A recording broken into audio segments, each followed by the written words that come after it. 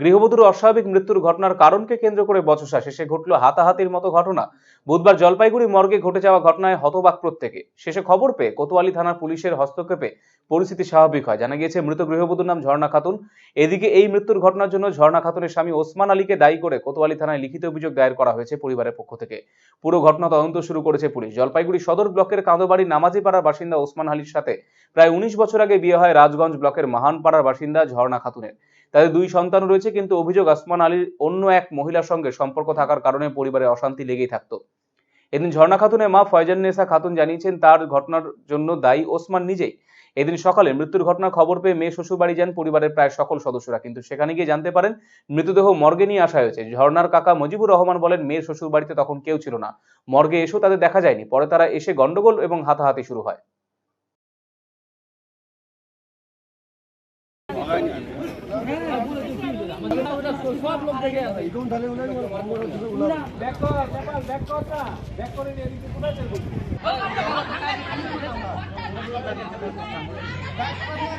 আমার মেয়েকে চুরি গলা টিপে মেরে ফেলছে কাঁদবাড়ি নামাজ পাড়ায়।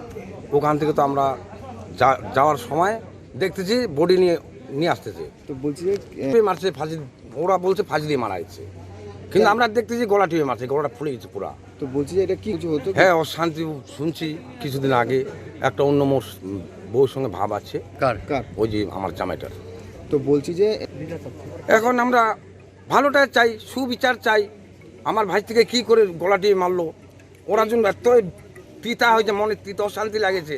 আমাকে লাগা জমা দিল না, তোমার মেয়েকে তোমার ভাই থেকে জমা রাখো, আমি আর তাকে দেখতে পারি না, খাওয়াবো না। প্রায় 19 বছর হবো। হ্যাঁ, করছি। কার বিরুদ্ধে করলেন? করছি, জামাইয়ের বিরুদ্ধে করছি। কি নাম? ওসমান আলী। পোস্টমার্টামে আমার ভাই থেকে নিয়ে আসছে পোস্টমার্টামে। এখানে ওসমানের পক্ষ থেকে লোক আসে, উল্টাপাল্টা কথা বলতেছিল ভাইয়ের সাথে, বলাতে তখন দু এক মারপিটও হয়ে যায়।